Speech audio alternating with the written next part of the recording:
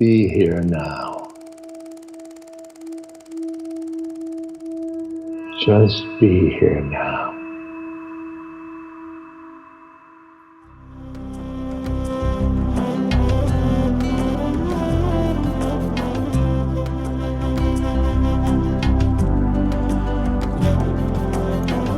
Welcome to the Jack Kornfield Heart Wisdom Hour. We are delighted to share with you Jack's innate common sense wisdom and his clear, open heart. If you are interested in supporting Jack's podcast, go to BeHereNowNetwork.com/Jack. So here we all are sharing this, the midst of the pandemic and the beginning of the opening up of, in the US anyway, and other parts of the world, of our connections with one another, not post-pandemic, but beginning to. How do we come out of it? How do we hold this? How do we do this in a wise way? And what are the lessons to be learned? There's so many, you know. There's the lesson that I find that there's a certain solitude and stillness that's come along with the restrictions and being sequestered that I realize nourishes me. And I don't want to get so speedy again and travel quite as much. I somehow want to listen more deeply. And all of us have heard this. But it's not been an easy thing either. How do we tend ourselves? How do we tend this world? Here is a very early sutta or text from the first years of the Buddha's wandering in India.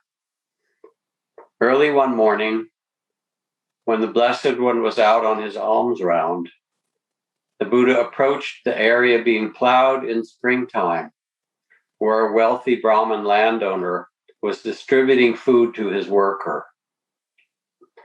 When the Brahmin saw the Buddha coming for alms, he said, "I, O monk, plow and sow, and having plowed and sown and worked the fields, then do I eat.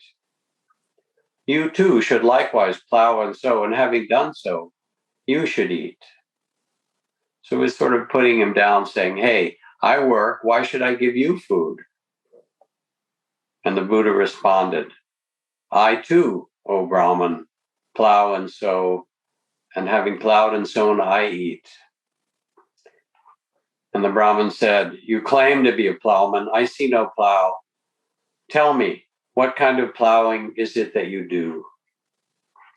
And the Buddha replied, "Faith is my seed, and composure the rain. Clarity is my plow and yoke. Compassion is my guide pole. And my heart and mind is the harness. Mindfulness is the plow blade. I use truth to weed and cultivate release. Wise effort is my oxen, drawing the plow steadily toward freedom without regret. This is how I plow, and it bears the fruit of deathlessness. Whoever plows in this way will become free of all sorrow and distress." And then the Brahmin explained, "Let the venerable monk eat. You are indeed a plowman, and your plowing bears the fruit of freedom," and poured milk rice into the bowl. But as he did, the bowl hissed as if it were red hot, and all that was liquid flew out of the bowl, and the Buddha stood there peacefully and then walked on his way. So this is the spring plowing of planting the seeds of faith and tending them with wise effort and compassion, using truth to cultivate release, compassion as the guide pole. But there's an interesting, almost archetypal or mythological moment. Why is it that when the Brahmin landowner finally puts something in the Buddha's bowl, and the Buddha steps back, as the story is told, as if to say, I don't do an exchange for this food. But he puts the food in the bowl and it hisses. Why would that be? Those of you who are listening, who are also farmers, will know immediately that when you cut a furrow in a field with a plow blade, at the end of that furrow, if you touch the blade of that plow, it gets red hot. And this was the symbol that the bowl that the Buddha was carrying was red hot from the plowing that he did, the transformation of all the difficulties of the heart transformed into freedom. Now, this text or this story has a couple of different levels to it. The first is the Buddha expressing in some way, I have practiced until I've come to the deathless, to that beyond birth and death, to a freedom of heart amidst all circumstances. T.S. Eliot, the poet, called this a condition of complete simplicity, costing not less than everything. Sometimes it's called the abode of peace or the supreme harmony. It is that place of being without wanting or resisting a single thing, an openness of heart, absolutely present and awake. O nobly born, reminds the Buddha at the beginning of so many texts. Remember this freedom is possible for you too. Remember that you too can awaken this freedom of heart.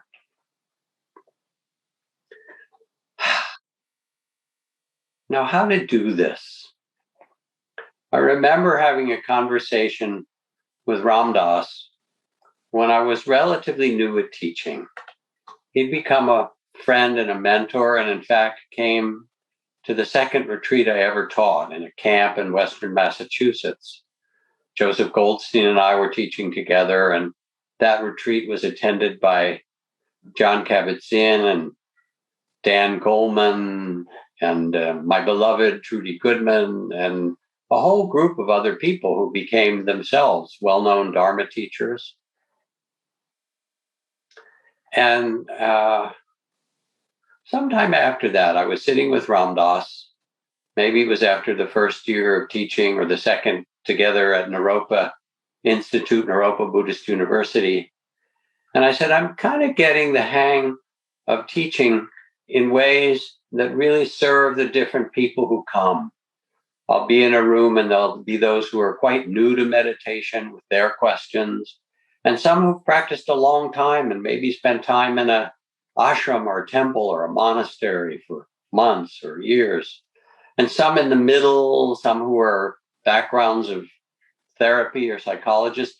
And I try to find something that I can say to each one of them where they are that uplifts their heart, that gives them a sense of nourishment. And Ram Dass paused and he leaned back the way he did sometimes and smiled. He said, yes. And when you get good, with a little smile, he said, you can say something so simple and elegant and true that it resonates on all those levels at once. And I think of that. I think of Suzuki Roshi's phrase, Zen mind, beginner's mind, and picking up that book and reading the goal of meditation is to always keep our beginner's mind, and how simple and elegant and direct that truth is. To be here now where we are with a beginner's mind. I think of my teacher, Ajahn Chah, who was simple in that way. You came and you were struggling or suffering, he'd peer at you and say, suffering, huh? Having a hard time. Then he'd smile kindly, great compassion, say, oh, must be a bit attached, huh? That was all. So simple. a condition of complete simplicity, costing not less than everything, a letting go, a presence. And it's not far away, O nobly born. We live in the realm of mystery. And we forget it because we go through our quotidian tasks of the day and we get busy and we get lost in thought and all the things that we do being a human being. But then when we go into a magnificent cathedral or hear an extraordinary piece of music or stand at the edge of the Grand Canyon or up in the high mountains, or even more when we're there for the birth of a child or in that mysterious and tender moment when we might hold the hand of someone at the very end of their life and sense their body and spirit separate as consciousness leaves, and it's just the empty shell of a body. And the gates between the worlds open. We know this in making love. We know the mystery in so many ways. I think of my daughter when she was little, how astonished she was by a ladybug that came into her room, or by a little red pebble. Or one day we were walking, maybe she was 3 years old, in the early evening, and she said, "Daddy, look, the moon is following us. When we turn the corner, the moon comes with us. How does it know to do that?" The question is not the future of humanity, but the presence of eternity. Can we, in this equinox, in this beginning of spring, in the midst of the great difficulties of our lives in this world, in the midst of the unbearable beauty of life, can we pause and be present and take a step back and be the witness, the loving awareness, and remember that who we are is consciousness itself, having a human experience. And when we do, our eyes and face get soft. I love watching people come to the end of retreat and they come in all tense and, carrying the struggles of their lives. And after a week or 10 days or however long it is, you see them and it's as if they've been born anew. Their brows are unfurrowed. And we talk about it as the Vipassana facelift. But you don't have to go on retreat. The invitation to pause, even in short ways, to walk among the trees, to take time as spring begins and as the pandemic begins to open a little bit with very thoughtful care, to pause and remember the sense of mystery and find that peace that's not arguing with the world or trying to make it something, but actually, as the Buddha that you are, present, compassionate, and open.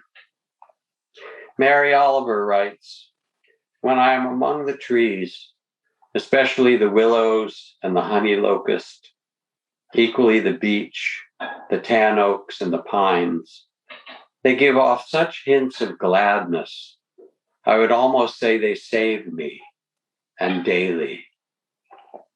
I'm so distant from the hope of myself in which I have goodness and discernment and never hurry through the world, but walk slowly and bow often. Around me, the trees stir in their leaves and call out, 'Stay a while.' The light flows from their branches, and they call again.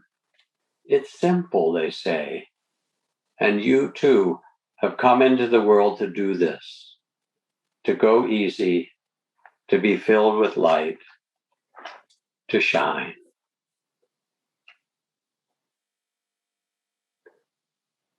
Taking the pause, the sacred pause, there's a fundamental dignity that you carry, that every human being carries. And here is the Buddha standing in the middle of the spring plowing, in some way being judged as unworthy, for he's not a, farmer or a working person.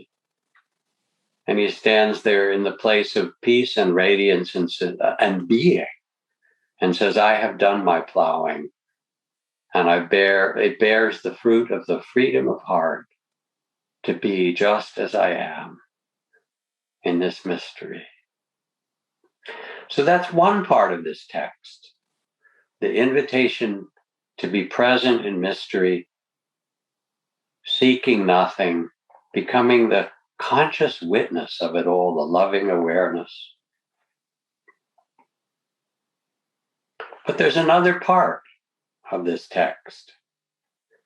Zen Master Suzuki Roshi explains it beautifully when he said, you are perfect just as you are, and there's still room for improvement. And that's the plowing part. Even as we remember the mystery and rest in being and presence, we can listen to the words of Thich Nhat Hanh. The mind and the heart is like a piece of land planted with many different kinds of seeds. Seeds of joy, peace, of mindfulness, understanding, and love. Seeds of craving, fear, anger, hate, and forgetfulness. These healthy and unhealthy seeds are always there, sleeping in the soil of the heart and mind. The quality of your life depends on the seeds you water. If you water a seed of peace in your heart, peace will grow. When the seeds of happiness in you are watered, you'll become happy. If the seed of anger in you is watered, you will become angry. The seeds that are watered, those watered frequently, or those that will grow strong. So this is also part of this beautiful text. Yes, there's the presence of freedom that the Buddha displays. And yes, he says, I have done my plowing. And each time you sit in meditation, you follow in those footsteps. Trust and faith is your seed. The attention is your effort. To be present for what is, compassion is your guide. And you too do the plowing that brings freedom. Now, over the last 30 years, as we know, there have been 8,000 or 9,000 papers and studies that show the benefit of training in mindfulness and mindful loving awareness and compassion. It increases empathy and connection. It helps with emotional regulation. It steadies and deepens our capacity for attention. It actually changes our nervous system, measurable MRIs in the brain. It changes the epigenetics in our cells. Even 8 weeks of meditation is shown to change the telomeres, those caps at the end of chromosomes that are protective and keep us healthy and age well. So neuroscience is affirming what the Buddha said. And our practice of wise attention, yoniso manasikara, it's called, caring or loving attention, planting the seeds of trust, mindfulness, and compassion, they change you. They change me. They change us. Now, what's important also to understand is that this transformation happens not just when things are easy, but even when the gardening gets difficult. There was a famous gardener who taught at the University of California in Santa Cruz, the father of biodynamic gardening, called Alan Chadwick. He gardened by growing soil to grow plants. And what he meant by soil was different than the Earth's surface that you usually think. He meant a power in the universe that could be concentrated in gardening to capture cosmic magic, Chadwick grew soil and planted seeds based on relationships that exist between the earth and its moon, the sun, the other planets, the weather, the way doves in the area coo, the mist in the trees, and everything you could imagine. When winter was very bleak, he'd sing about the energies under the surface of the earth. Underneath, the seeds are full of life, life. This very moment, the seeds are waking up and pushing up to the sun. The doves are singing in spring, coo, coo, life, life. Once Chadwick took a class to a junkyard lot that was full of rusted out cars, broken glass, chunks of cement, sand, lots of abandoned trash. He asked the owner of his class could use the lot for an experiment to grow flowers and vegetables. The owner said, "Sure, but you're crazy. That soil is dead." This garden later became famous for its extraordinarily delicious vegetables and its gorgeous flowers. This is our task in this world, to plant beautiful seeds, to till the soil with our hearts, and to tend them. And I think of my teacher, colleague, friend, inspiration, Mahagosananda, the Gandhi of Cambodia, guiding the hundreds of thousands of refugees who'd escaped the Khmer Rouge back to their villages where temples were burned and most of their families were killed. And him saying, you can't go back in a bus or the back of a truck. We have to walk together and reclaim this land with loving kindness. And so he would lead long lines of hundreds and hundreds of villagers with a bell in the front chanting, hatred never ends by hatred, but by love alone is healed. This is the ancient and eternal law. And as he chanted the chant of loving kindness through the killing fields and the places of destruction, until people could go back to their villages, he said, with every step, you reclaim your heart and you reclaim this land. And this was planting the seeds of loving kindness in a place that so needed it. Now, every gardener expects obstacles to arise. Weeds, drought, insects, blights, all of those kind of things will come. Guess what happens when you meditate and you do your spiritual journey or practice or gardening, we shall call it. Go ahead, ring your bells, light your candles, burn your incense, call out to the gods, but watch out, because the gods will come and they will put you on the anvil and fire up the forge and beat you until they turn brass into pure gold. So you sit down to meditate and you say, I want to be peaceful, calm, gracious. And what happens? It's hard to make a time. Your life is too busy. You've got a long list of things to do and people, things that you care about to tend. And then finally you get to sit down and you're sleepy or you're restless. Or you have the if only mind, if only I did this, if only I hadn't done that, if only all the desires. Or your doubt comes, I'm not getting very far. Should I be doing this? Or you feel all the tensions your body holds. And what do? The line from Mary Oliver, to let the soft animal of your body love what it loves, to hold it in tenderness. And then you sit and tears come.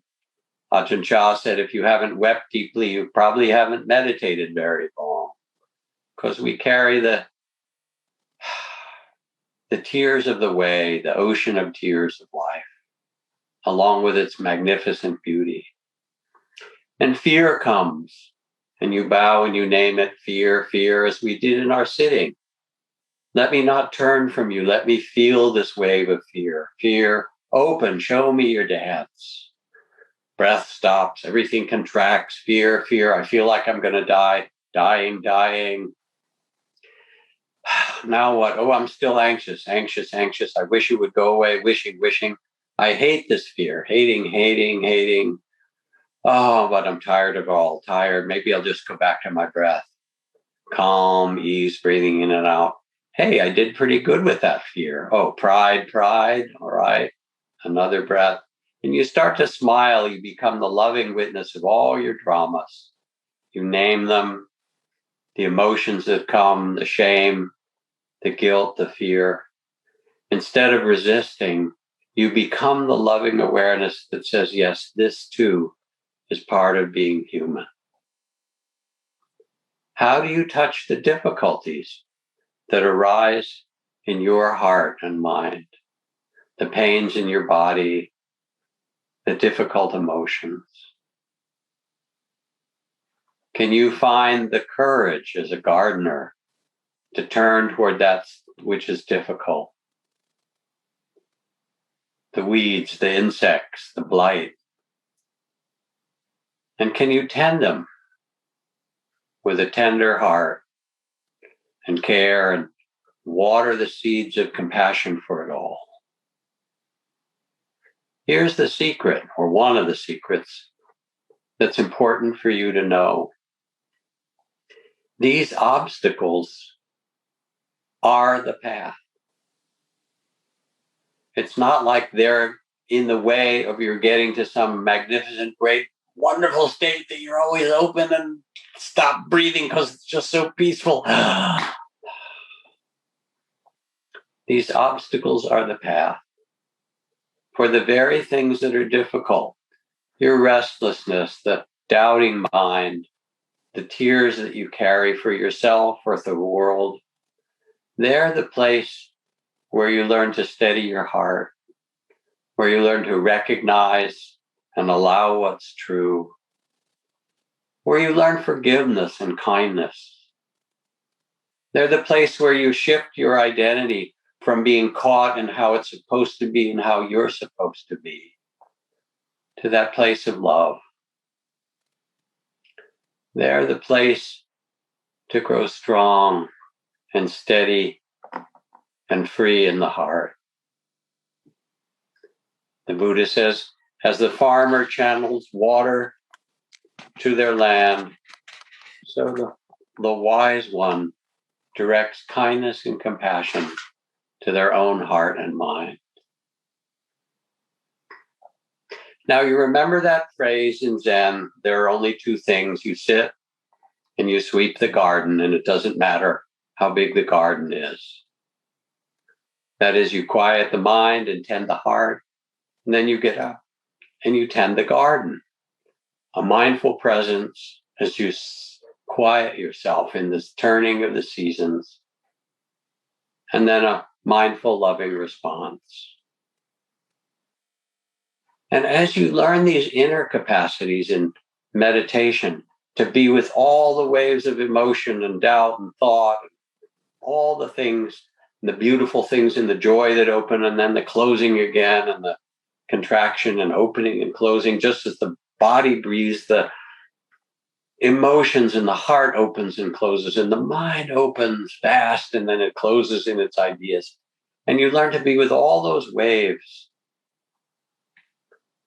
That inner gardening gives you the same capacities that you will need in tending the world. In your love relationship, should you have one, and you do in some way, whether it's a loving partner or family member or community or something, but especially you fall in love with somebody, and it seems so wonderful, you know? They just seem so compatible and magic and special, and you just love it and think that everything's going to be great. You know how it works. And then you decide to live together and have a big family and, you know, start a business together and buy property and, you know, make a whole tribe or whatever you do. I'm just playing with it. But you find someone you fall in love with. And then at some point, this little thing starts to happen we could call disappointment. They fall off the pedestal. You see their messy humanity like your own, and you get irritable or they are irritable. One of you gets anxious, the other gets judgmental. And there's the place to love. And because you've learned it in your meditation, you've learned it for love. When I used to perform weddings, which I really don't do anymore, but I did for a long time, and most of them are still married, although not everyone. One of the things that I would do is that I would have the two partners who are going to be married at some point in the ceremony look at one another, and I'd say, do you take this person as is?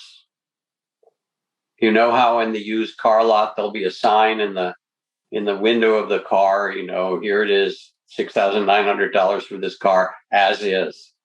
And I'll look at these people who love one another and are getting married, and I'll say, do you take this person as is? Because that's the game, That's really what love is. And I say, there's one way to be in relationship, which is attachment, and you want something from them, and it's a sort of business deal they give you and you give them. There's another way in which you, as the Buddha, as the wise one, as the compassionate goddess Kuan Yin, see the beautiful spirit behind the eyes of this person. And your love is simply like the gardener to say, I'm here for you and I want to support you to blossom and grow in whatever way you can.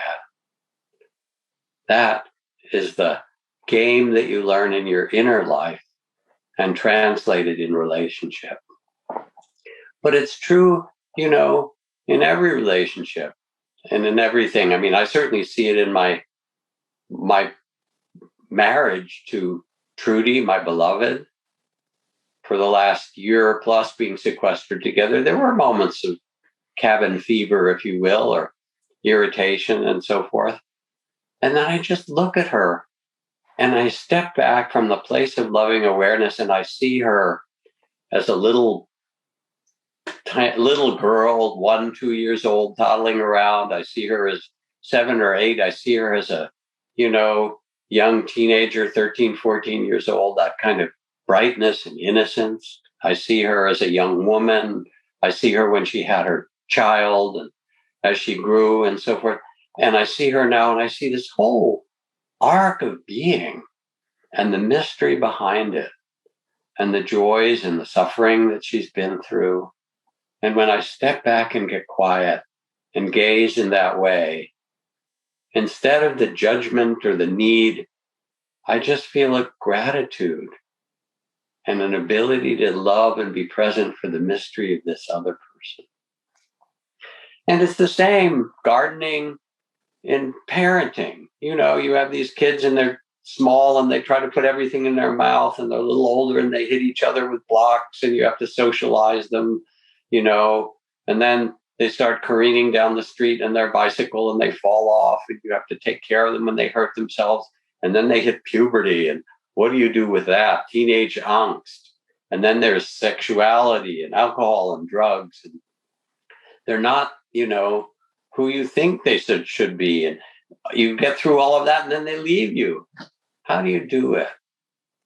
You do it as a gardener. These are beautiful seeds. You water the goodness in them as you do in yourself. You tend them and you love them and you stay steady. Same thing in business. You'll have obstacles, not enough capital. The market changes, the competition gets stronger, the employees quit, whatever. You water the good seeds. And we need it now more than anything for social change. The divisiveness, the war, the racism. I've been reading this wonderful book called Caste by Isabel Wilkerson, where she reframes the racial suffering we have in a deeper way, or in a very deep way, through the lens of caste, like caste in India or caste in Nazi Germany, where one group is empowered over another or abuses another, it's really worth looking at. I recommend it highly because it's a way of understanding injustice and how we play in and how we can change it. But it's a tough time.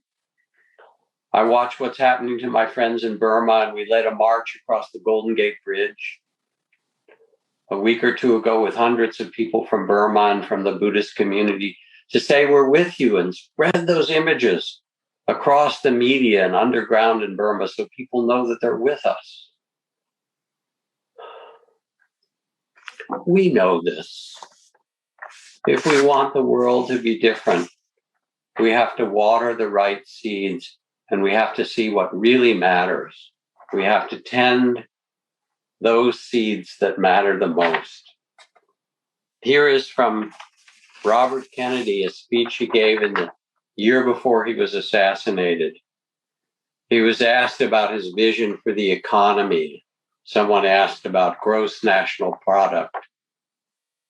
And Kennedy shook his head and said, gross national product does not include the beauty of our poetry or the strength of our marriages, the intelligence of our public debate, or the integrity of our public officials. It allows neither for the justice in our courts nor for the justness of our dealings with each other. The gross national product measures neither wit nor our courage, neither our wisdom nor our learning, neither our compassion nor our devotion to country. It measures everything, in short, except that which makes life worthwhile. This is it, baby. This is our garden. Maybe the myth is that we stepped out of the Garden of Eden, but we have the garden of this beautiful planet and this beautiful life. How are you tending it? What seeds do you plant? What do you water? Henry David Thoreau said, I do not believe that a plant will grow where there are no seeds, but convince me that you have planted a seed, and I'm prepared to expect miracles. And so our meditation, our spiritual life, it's not about becoming a good meditator. It's about one breath at a time, one plant at a time, one day, one moment. And to see the goodness in the seeds. As Nelson Mandela said, it never hurts to see the goodness in another person, to acknowledge the goodness in another person. They often act the better because of it. And I see my friend, Father Greg Boyle. I've read from his book, Tattoos in the Heart, where he started Homeboys Industries in Los Angeles, working with gang kids that would be thrown away by the system into prison or, shot or all kinds of things.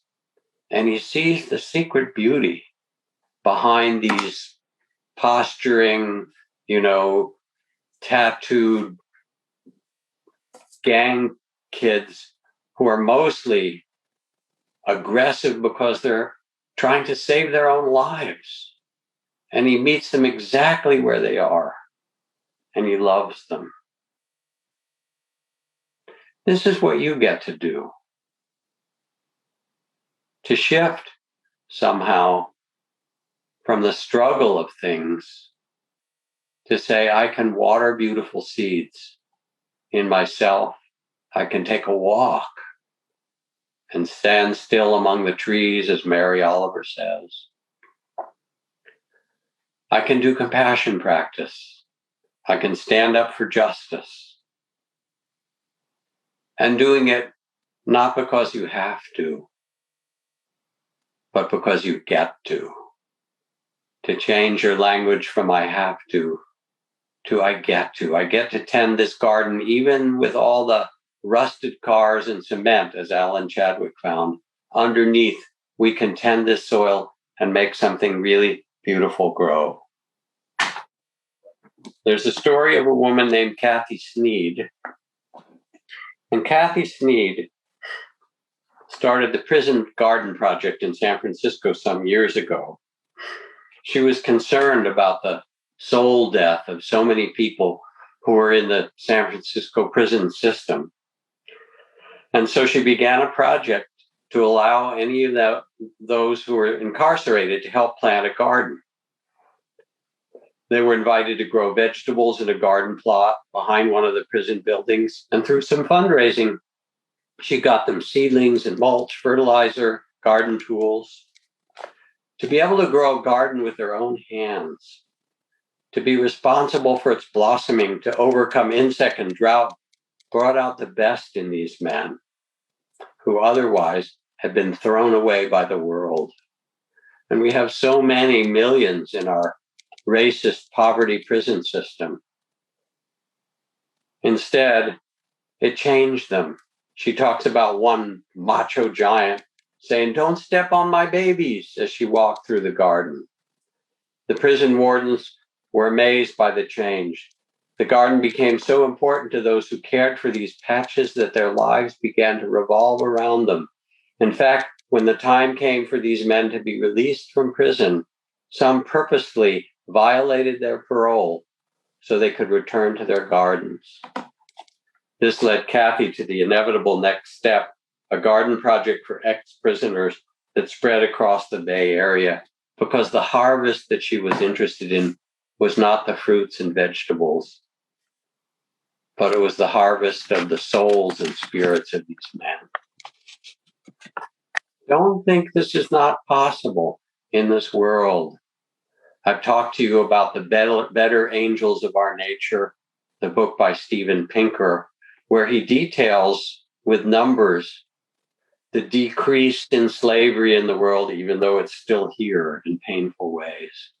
The decrease in child abuse and child labor misuse, even though it's still here in ways. The decrease in warfare, even though it's still here over the centuries. The increase in the freedom that women experience, even though it's still terrible in many ways around the world. When you look at centuries of human life on this earth through the lens of consciousness and care and improvement, you start to see that it's possible for us to change this world. And that even though things seem difficult, we can do this.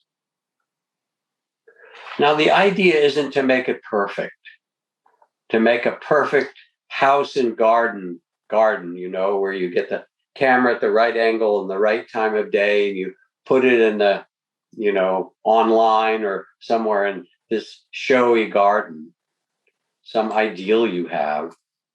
It's a little bit like that cartoon that was in the New Yorker. It shows a couple of fish swimming in the kind of depths of the ocean, one fish talking to the other. And this fish says, "I want the whole thing, the glass bowl, the blue pebbles, the little white castle." You know how we are. We always want something else.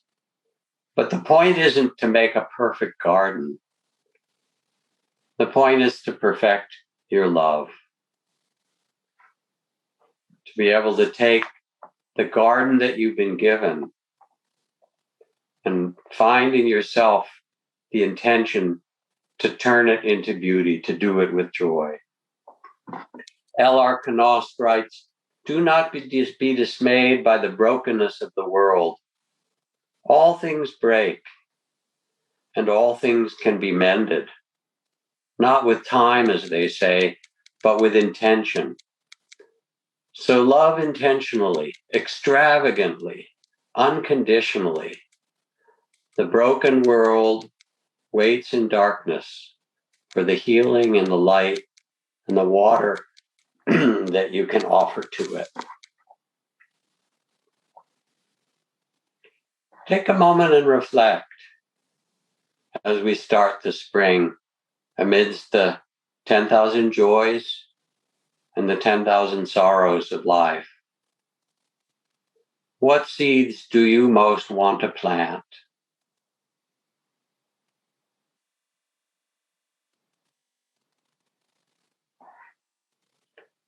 And what seeds do you most want to water?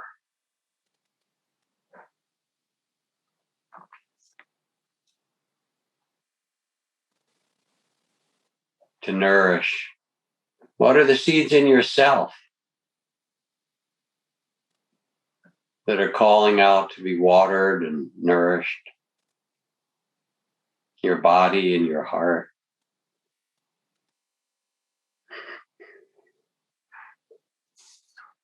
And what are the seeds in the world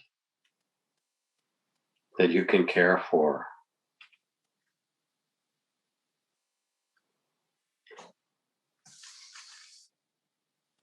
You can do this, O nobly born.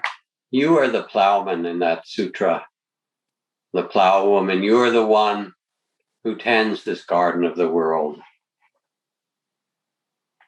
And as Mark Morford has written long ago, stop thinking all these global crises are all there is. Realize that for every ongoing war and religious outrage and environmental devastation and every trouble of humanity, there are 1,000 counterbalancing acts of staggering generosity and humanity and art and beauty happening all over the world right now on a breathtaking scale from flower box to cathedral. Resist the temptation to drown in fatalism, to shake your head or sigh and throw in the towel. Remember, this is the perfect moment to change the energy, to renew and envision the re-enchantment of the world, to step right up and crank up your personal volume right when it might seem dark or bitter or offensive or acrimonious and conflicted. This is your opening. Remember mystery. Believe in the seeds that you plant and water as part of a groundswell, a seemingly small but actually very, very large impending karmic shift, a foundational shift, the beginning of something important and beautiful that can grow with your care. Pablo Neruda writes, you can pick all the flowers, but you can't stop the spring. It's never too late to start again wherever you are. This day, you can forgive. You can let go. You can honor the secret beauty and mystery in every being. You can become that loving awareness that is your true nature. For we are the earth becoming conscious. We are consciousness itself. The earth becoming conscious of itself. Such a mystery. And we get to do something really beautiful with it. So this is why you meditate. And this is some way why we get to come together and hold hands with each other, or as we do even in this evening, talk to share our care, our respect, our love. And I know as I finish that I speak of my own intention. I kind of want to become like Ram Dass became at the end of his life. He became more and more transparent and more loving. He loved everything. He said, whatever it is, I love it. And he really showed it. I love this too, and this and there, as I've talked about in his altar, where all the saints and, you know, the statues of Mother Mary and Jesus and Buddha and Kuan Yin and, you know, pages of the mercy of Allah and Indian saints and saints from all around the world. And there, of course, was Dick Cheney and Donald Trump, and they all had their place in this altar. He said, my love is for all. I love it all. And he would gaze with those eyes like the Buddha, standing there, not wanting a single thing, but becoming that loving awareness. This is who we really are. Plant beautiful seeds, love it all. Thank you.